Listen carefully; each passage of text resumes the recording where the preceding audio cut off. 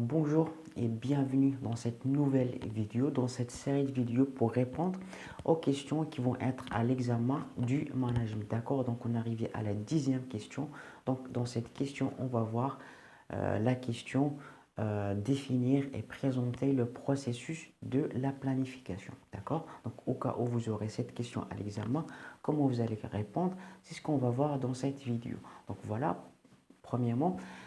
On va définir la planification. Qu'est-ce que ça veut dire planification? Donc planification, c'est tout simplement, ça consiste à déterminer comment on peut utiliser les ressources de l'entreprise d'une manière qui est optimale pour atteindre l'objectif.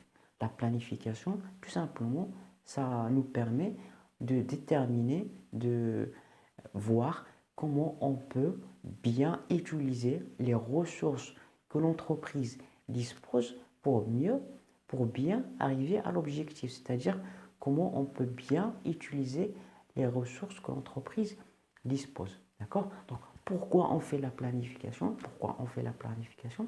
C'est pour fixer les objectifs, pour pouvoir fixer les objectifs, pour pouvoir assurer la prospérité de l'entreprise, on assure la continuité de l'entreprise et pour ce qu'on appelle coordonner l'ensemble des éléments de l'entreprise. On coordonne tout ce que l'entreprise possède pour qu'il y ait ce qu'on appelle une harmonie. D'accord? Donc, c'est pourquoi on fait la planification et aussi pour maîtriser l'environnement de l'entreprise. Donc, on fait la planification pour que l'entreprise soit solide et toujours elle maîtrise sa position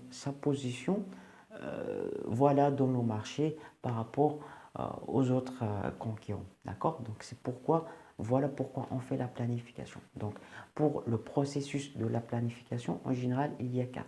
D'accord? Premièrement, qu'est-ce qu'il y a? Avant même de fixer les objectifs, dans la planification, avant même de fixer l'objectif, qu'est-ce qu'on fait? On détermine les points forts et les points faibles de l'entreprise. C'est-à-dire, on dit, voilà l'entreprise, voilà les points faibles de cette entreprise, voilà les points qui sont très faibles qu'il faut voir. Et voilà les points forts, voilà les avantages que l'entreprise dispose, qu'il a plus que les autres. Première étape, c'est déterminer les points forts et les points faibles.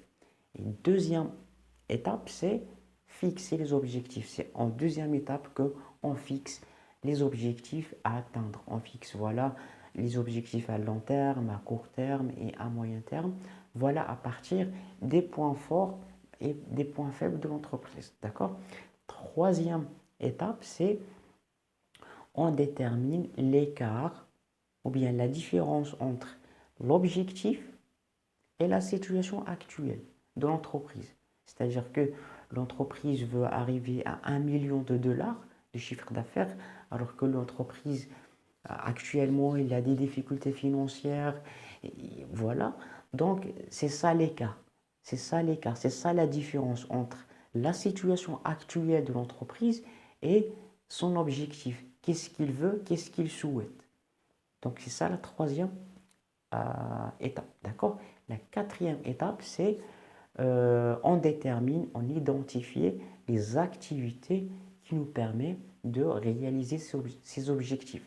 Quand on a déterminé l'écart, ou bien la différence entre la situation actuelle et la situation souhaitée, là, dans la quatrième étape, on détermine les activités qui nous permettent d'aller du point zéro jusqu'à le point souhaité. D'accord? Donc, en général, c'est ça les 4 étapes voilà, du processus de la planification. J'espère que vous l'avez compris. Et voilà. Si vous avez encore une fois des difficultés à comprendre la manière dont moi je vous explique en français, le lien dans la description d'une méthode qui vous permet de parler français couramment en seulement 30 jours. Allez, je vous dis bon courage et à la prochaine vidéo.